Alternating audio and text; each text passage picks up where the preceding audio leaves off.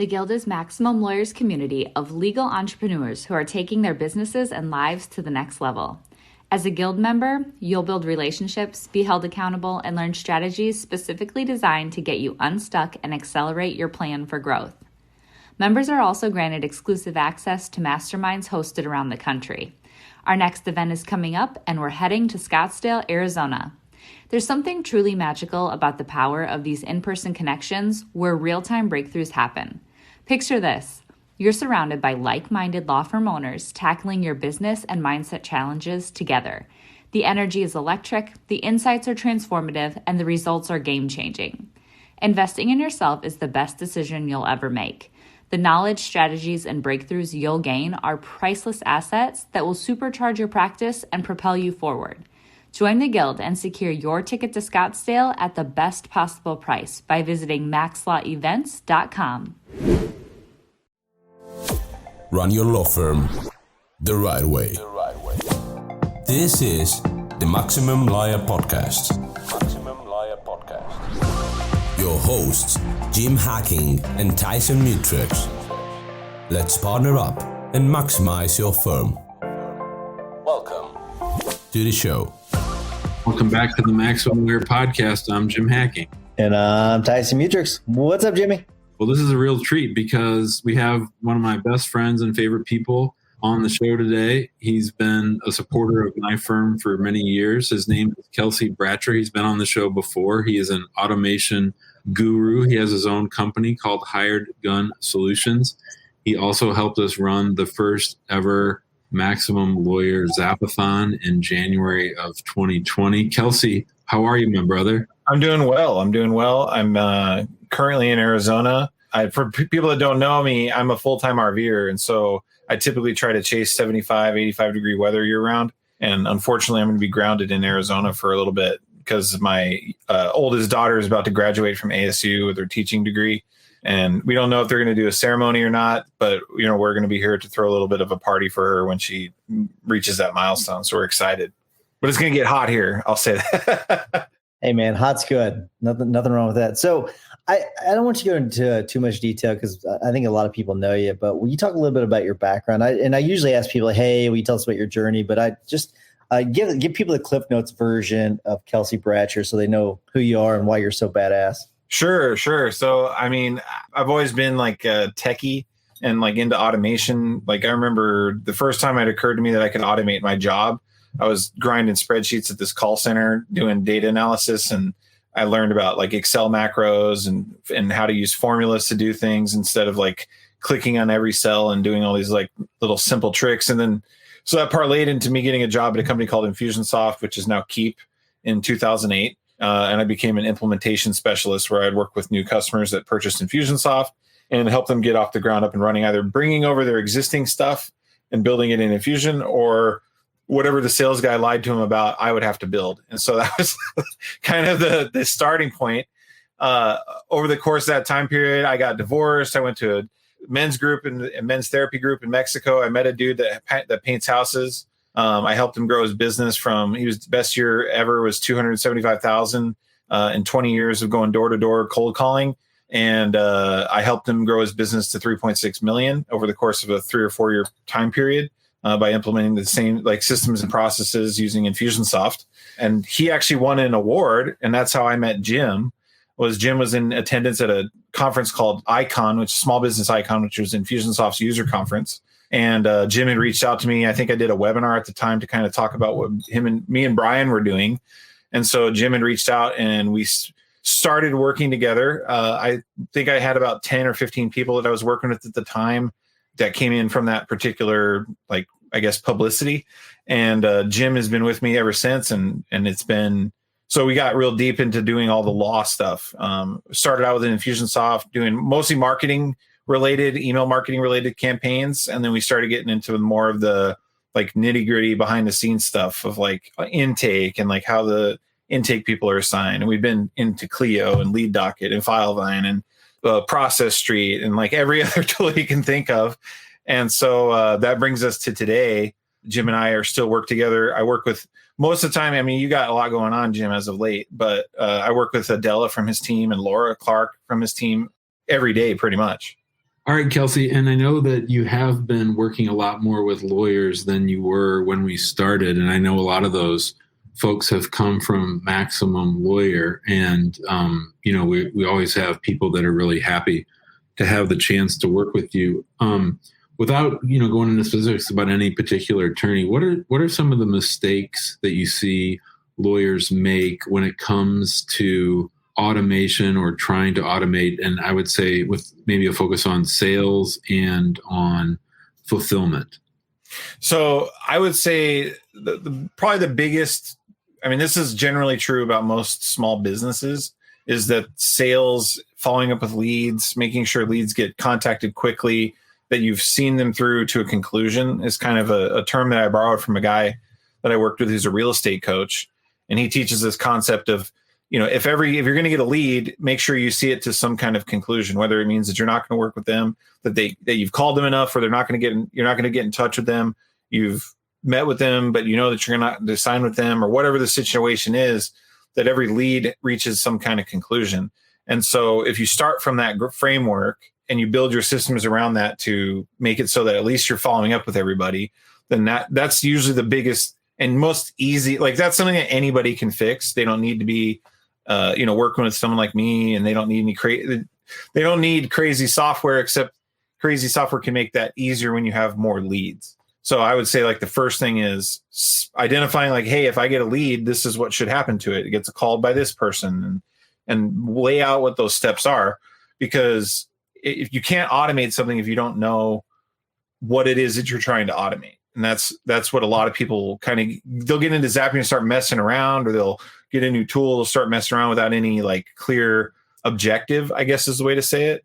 And that's probably the biggest mistake / struggle that I see a lot of people have problems with. Now, then once you've gotten that down, then you can start doing things that are like fun, like optimization, where you're like understand, like in your case, Jim, when you started working with Gary Falkowitz, and the kind of stuff that the changes that we had made to what we had already been improving upon along the way, made the turnaround times faster. According to Laura Clark, you guys just had your best week ever as far as new starts. And it's a compounding factor of, the amount of time that it takes for us to get in touch with the lead, the amount of time it takes for us to get an attorney to talk to him, to get him to sign papers and get him to pay. And back when we first got started, I remember you telling me it was like 13 days on average. And I think now we're like under 4. If I were to like look at the stats, I think we're under 4 days, meaning from the day that person becomes a lead to when they start. And now it's like, how do we make it 2 days? Those are the kinds of things that we've been looking at. And as far as like the other side of the fence, like that's significantly more complex. And I would say, we've been working together we're going to be going on 7 years almost, I think now. And we've now, I would say in like the 4th and 5th year, we've been focused on like once the sale actually occurs. Because a lot of the stuff historically for us was just continually massaging and getting all that stuff kind of humming along and working together. And I've now finally we finally got into the position now where we're working on like literally we're doing FileVine 2.0, as we call it, revamping like how you guys implemented it in the beginning to, we want to specialize different, I don't want to say, how do I say it? What's the word that they use in FileVine to describe, anyways, the different groups that you can use. Talking about project types? Yeah, project type. That was the word I'm looking for. It's late. I'm sorry. I've been working since 5 a.m. So it's project types. So we're doing custom project types for, the main categories of what you practice. And so I've got to learn way more. I already felt like I knew way more about immigration law than the average person, but now I've gotten real deep in by working with Adela, who's one of your paralegals. Laura Clark's been super helpful, and like kind of laying out like what the big picture is, and like identifying where a lot of time is wasted. And there's simple things. The weirdest thing that I noticed, like I spend all day, every day in front of a computer doing this kind of stuff. And sometimes there's some weird habits that I notice that people have with computers and using technology that like doesn't make sense. An example of that, and like this is a recent discovery, Jim, is we had a couple of file upload fields in FileVine. And like what would happen is they took off the ability to like add a hashtag and direct them to a folder, because they felt like it was annoying to navigate through folders. But like, is it more annoying to click on a folder to look at social media posts and then know that there's only social media posts in there? Or is it more annoying to look at 75 images to figure out which one are social media posts? And so you have to look at those types of activities that you're doing where like you're horribly inefficient in how you're going about it. And so by simply like layering on these like little things, like making sure that if it's a social media post, that it goes to a social media post folder.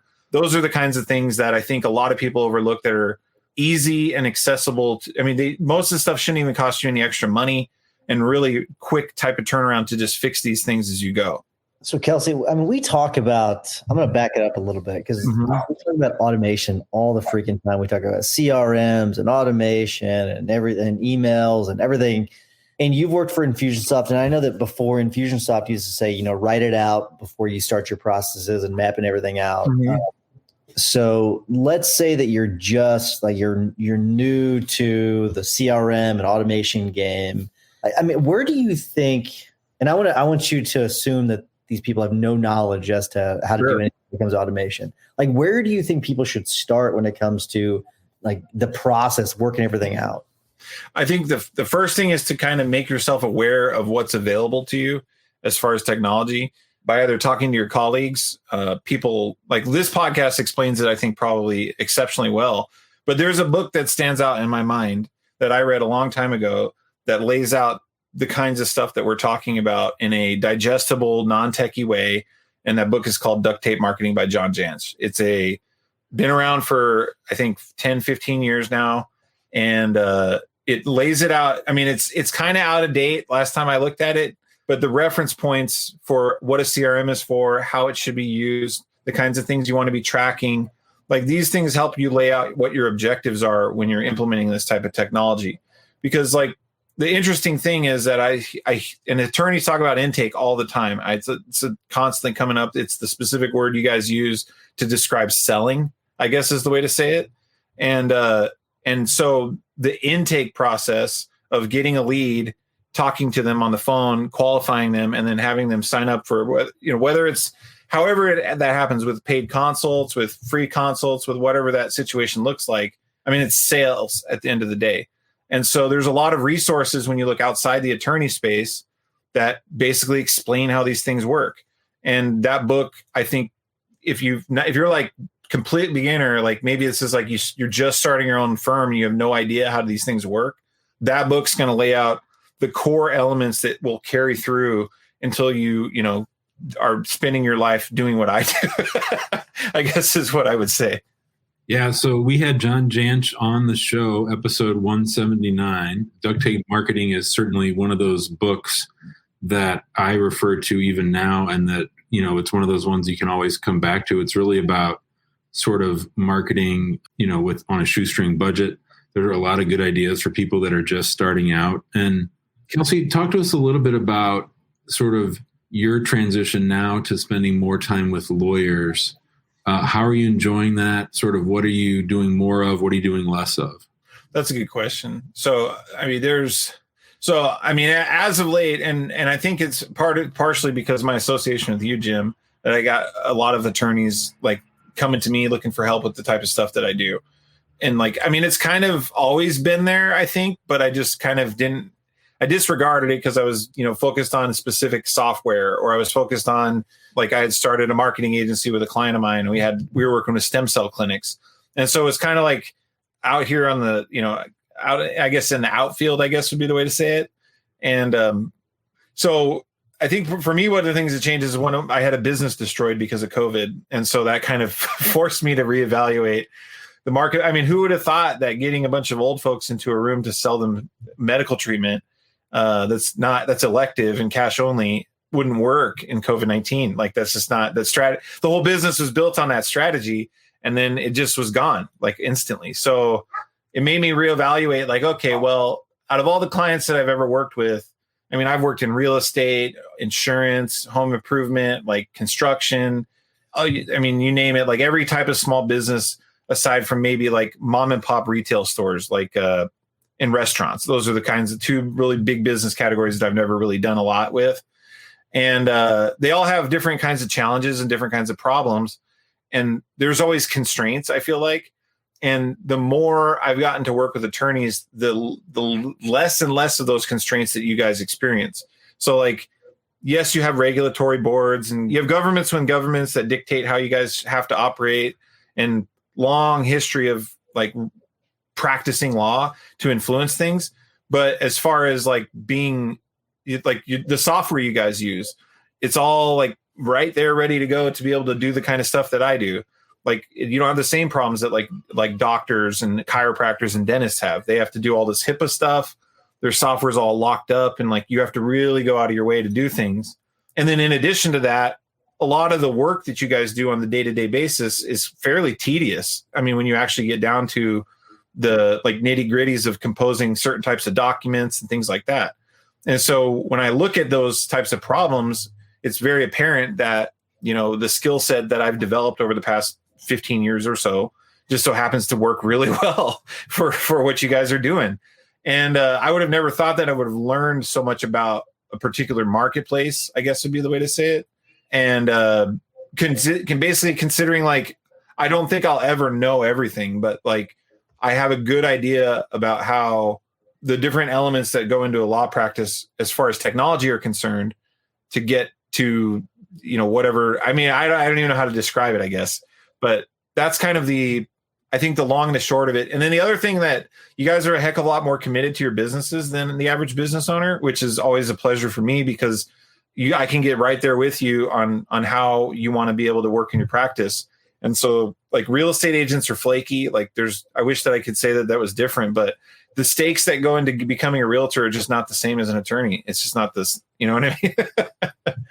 So Kelsey, the number one question that we get in the big group is what CRM should I use, or what case management system should I use? And I'm not going to ask you that question because it's so subjective, but what should people analyze? Like what should they be taking into consideration whenever they're looking at a CRM and a case management system? And will you talk about the differences between the two and then what people should look at?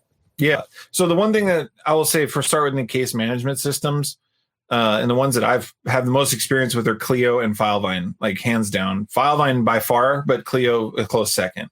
Those tools are they're not built for, in my usage, in comparison to like other tools that I've used. They're not built for selling stuff primarily. I mean, yeah, you can kind of hack it together and like keep track of your leads a little bit, use some tasks to remind you what to do, but it's not a sales tool.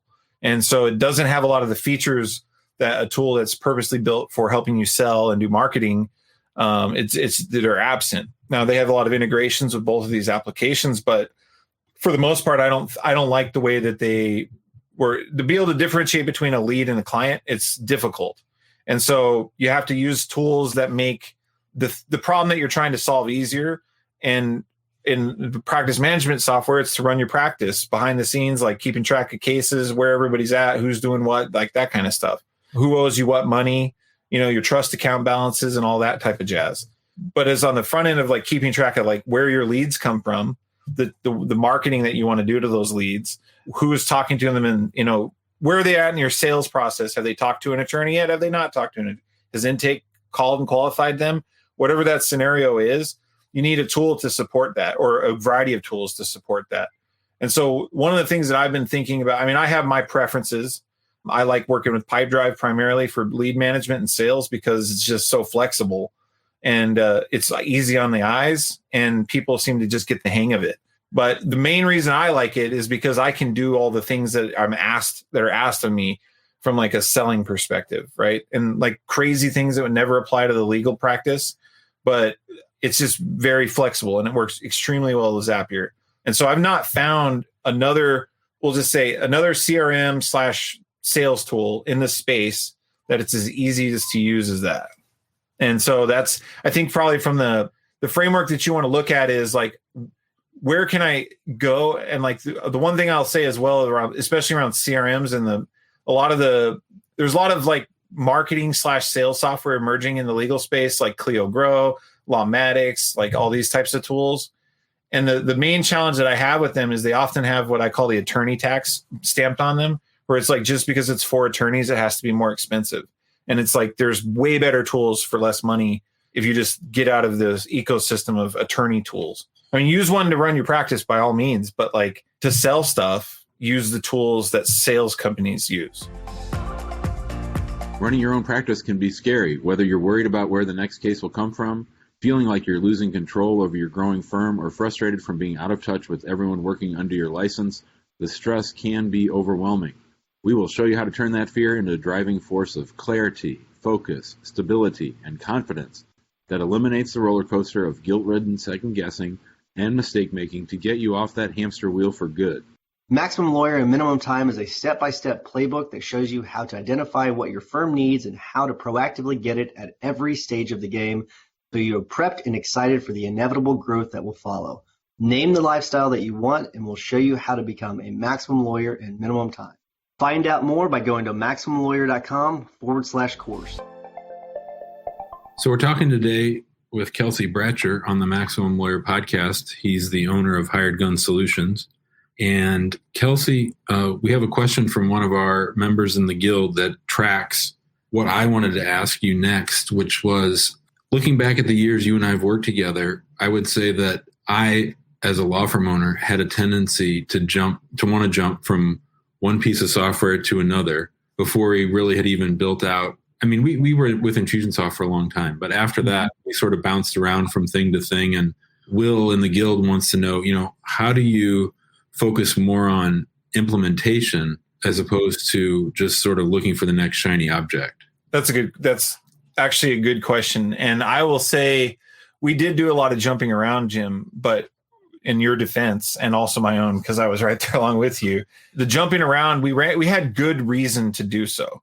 So it wasn't like we were just like, ooh, let's check this out. Ooh, let's check that out. We ran into problems that were going to be prohibitive to us moving forward in a direction that we felt would be beneficial to your practice, right?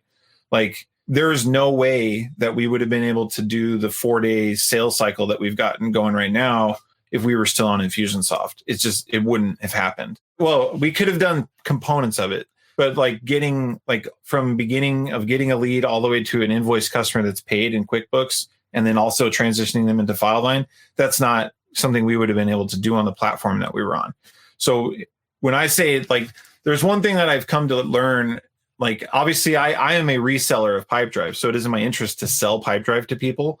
But the thing that I don't underestimate is the tool sets that you have may not be perfect, but there's something that's important, that if you have traction, it is better to utilize the traction that you and your team may already have and go further with what you have than it is to try to go somewhere else, because you're going to lose that traction. You're going to lose that adoption that your team has built into the tool or tool set that you already have. People undervalue it, but I would rather have, let's say, an okay tool that people are using all the time than the best tool that nobody touches. And that's the biggest, probably, as I've matured in my life and also in working with businesses, I'm not going to go unless I absolutely hate working with Infusionsoft. So get off of it. But the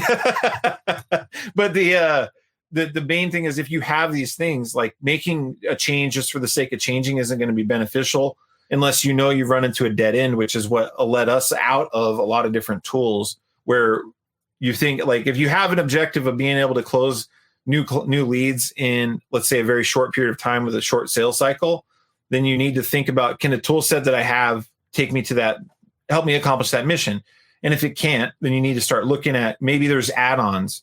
That's the easiest place to start, is what can I add on to my existing situation, rather than completely diverting down a new path. But if you don't have traction and you've tried it 3 months and nobody's using your tool, just get the hell out of there. Just get to something that you think, try again. That's the easy way to say it. I'm not going to mention the software, but Jim and I had that issue with our people with buy-in on a certain software. And I feel like you're talking directly to me, Kelsey, about Infusionsoft, but I am shopping other CRMs to see what works for me, but it's not my question. So it's going to be funny coming from me, because I like to sort of build this stuff out myself. But you and I were on a call with Christopher Nicolais the other day, and I was just like, listen, there's a certain point where I've reached my limit as to my knowledge and what I can actually do. I feel like I'm pretty advanced compared to other lawyers, but there's just a limit, right? So for the people that are sort of doing it themselves, and I'm not asking you to, do a sales pitch or anything like that. That's not what that is. What I'm asking is like, what is it? Like, what are the benefits to hiring someone like you, right? Like as opposed to, I know it may seem obvious, but like there's really like so much that someone like me can do, right? So how can someone like you just take someone's game to like some basic level to the moon? Because I've seen what you've done with Jim, and it's just amazing. So will you talk about the DIYers versus the people that use professionals like you? So, I mean, it's all like because I like working with people, but I'm not cheap, right? I mean, Jim, you pay me good money, and I appreciate it every month that we work together. And it's not for everyone's budget to be able to pay for work with someone like me. But there are people that are available in this space, this no code revolution that's kind of going on behind the scenes, where it's more like the concepts that are involved in computer programming have been like less and less like specialized knowledge is required to do it. And so you have a lot more creativity that can go into there. And so I would say that finding someone to work with is easier now than ever. And the price ranges from, you can go on Fiverr and find people to help you do simple stuff, all the way up to like, people that are going to take equity in your business. Well, maybe not in a law firm, but like equity in your business in order to work with them. Like that's kind of like the upper end of what I've observed, where like, if I'm going to help you grow your business by, 5X, then I want, 10% or whatever. That's part of the game. So what I would say is there's this like weird issue with like, how far do you take it yourself? And I think the best thing that you can do, and this would behoove you as a business owner, is to not necessarily get like DIY hardcore, but like understand like, okay, if I spend this much more time doing the thing that makes me money, then it's easier for me to do that than it is to spend the same amount of time to get not even scratch the surface on a problem that you're facing, if that makes sense. So it's easier to get more high level visionary type of mindset about something and then find the team to help you build it than it is to try to do it all yourself. And like, I'm a do-it-yourselfer. Like I've significantly hampered my own personal growth and business growth because I'm so like, that's my default. I'm just going to figure out how to do it and do it myself. And only until like maybe the past 3 or 4 years have I started to adapt a different mindset where it's like, I know that I can go and do what I do to make the money to get this problem and pay someone and save time and money because I paid them to do it, if that makes sense. It's a weird, like I just saw a comment of who, not how. I'm in a mastermind called Titans of Direct Response Marketing. It's a remnant of my former business. We joined before COVID. And Dan Sullivan was speaking, and who, not how kind of resonated because at the time that was like almost my own realization was, I mean, learn the high level of it, but realistically, you'll be better off time, money, and I mean, there's everything is just to find someone to help you do that, I guess is the way to say it. Me personally, I mean, I'm looking at like the challenge that I see is like you guys, especially in the legal space. I mean, how much time did you just to become a lawyer? You had to go to school for a significant amount. I mean, you almost had to make a lifestyle choice early on in life to become a lawyer, right? And so like, it's the amount of time you've invested in reaching that milestone to have take the same amount of effort and then try to get good at like, say what I'm doing. It's silly, right? When the better idea would be to become a better business owner and understand like how you need to structure, what the vision needs to look like, all that jazz, because you can find people to align with it. And then secondarily, it's easier to find people to help you with the different pieces that are going to be needed to get there along the way.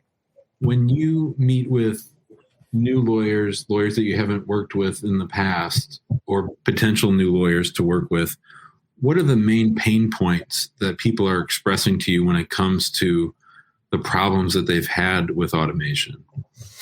I mean, usually I think the biggest problem that I've observed in like recent time period is either people that try to do it themselves and get in over their head, or they've like outsourced it in an irresponsible way, I would say. So like the biggest complaint that I've seen would be the outsourcing of stuff to irresponsible outsourcing, I guess would be the way to say it, where you're not, and it's nothing against the person that they outsourced it to, but like you have to provide enough guidelines and knowledge to do the thing, right? Like if you get a virtual assistant, they're very good at doing exactly what you told them to do.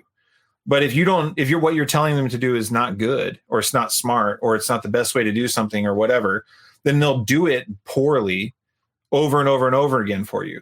And so I've seen a lot of, I don't know. Can I cuss? But I've seen a lot of messed up systems, and usually it has to do with poor guidance and then also lack of experience of the people that are building it. Or like, if I'm going to be implementing a system for somebody, like I'm not just going to take orders and go to town and build it. Like I'm going to tell you, no, that's bad because of this reason, or we're going to do it like this because the 10,000 hours that I've been building these types of systems tells me that this is a better way to go.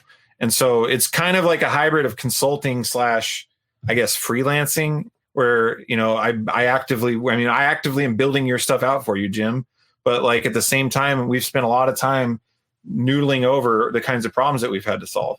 And we even enlisted help from like Gary Falkowitz, for example. Like we were beating our head against the rock to try to get there. And he's just like, stop doing consults or paid consults. And like, as soon as that constraint was lifted, it was like, oh, well, we can just move fast now. And I mean, obviously there was a lot of, I would say, soft skills stuff that had to happen from like, we built our phone scripts via Gary's help. I put together a tool to make that easier, and then just incorporated that into, it was just like the thing we needed someone to give us permission to do, I guess would be the way to say it. I think that's a great way of putting it. So we do have to start to wrap things up, but Kelsey, sure. And I think you're booked up, but I'm not sure. But if people want to reach out to you to see if you're available for work, how do they get in touch with you?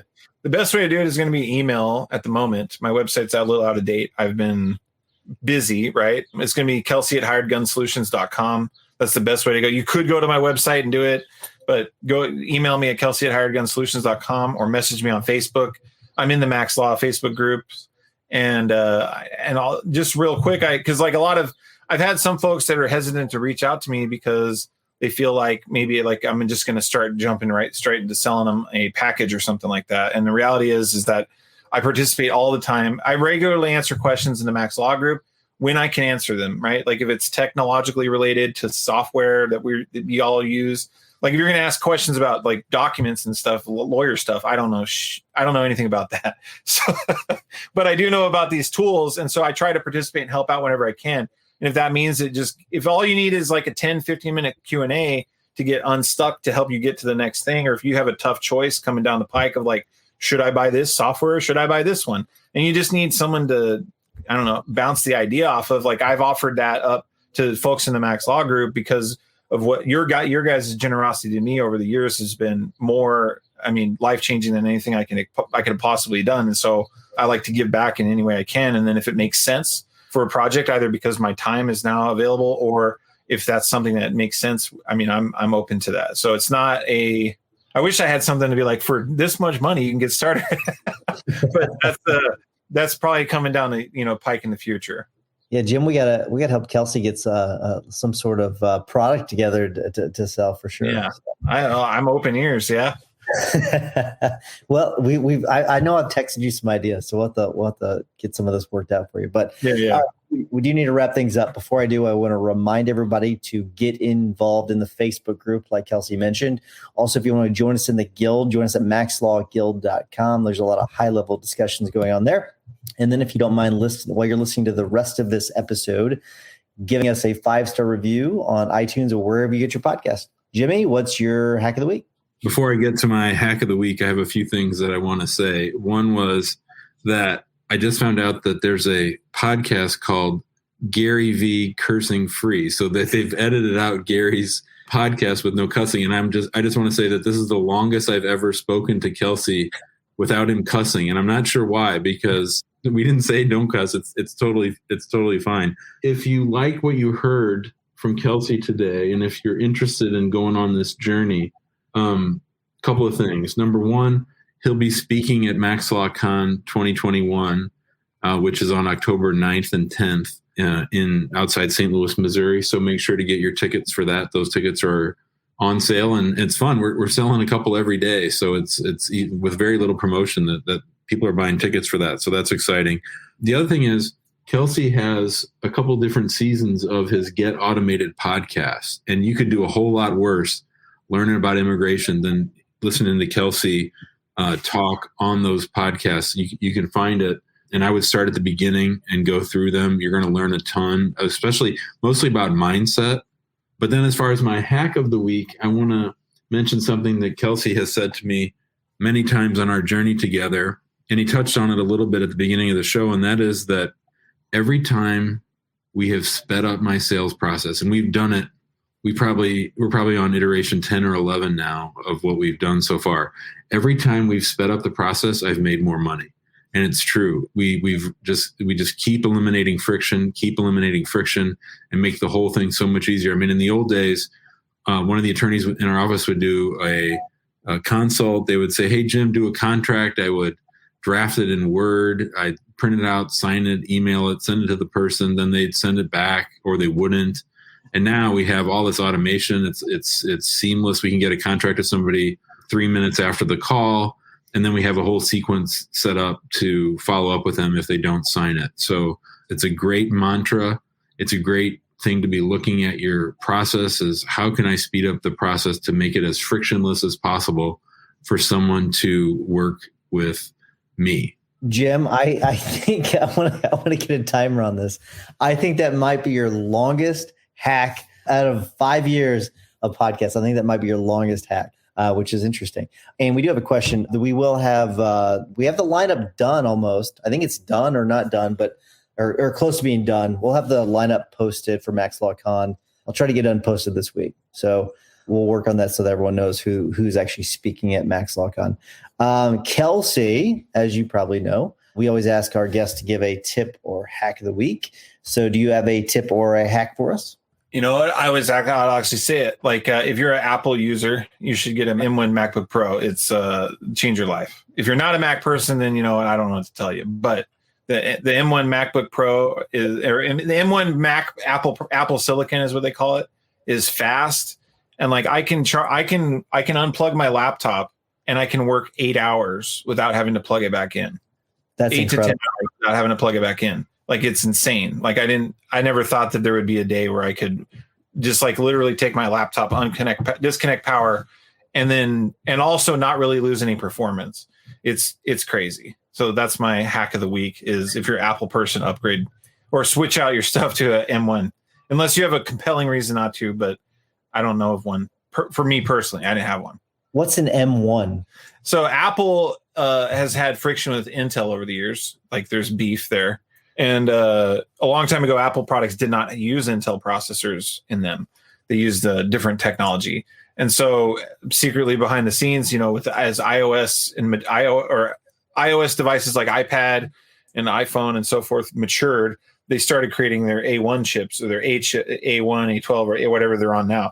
And so that same type of processor architecture, they're now using in the MacBook Pro, the MacBook Air, and the Mac Mini, and soon to be their other products, I'd imagine. And so it creates like a uniform type of situation, and it's a significant performance increase. The other thing is half the price. So like for half the price of your top of the line MacBook Pro, you can get one of these M1 MacBooks. Wow, it's sweet. Cool. I like it. The battery life is crazy. That's all I have to say. Wow. Okay. I mean, I think my MacBook Pro is pretty good when it comes to battery life. It's not 8 hours battery life, but yeah. That's right. That's pretty incredible.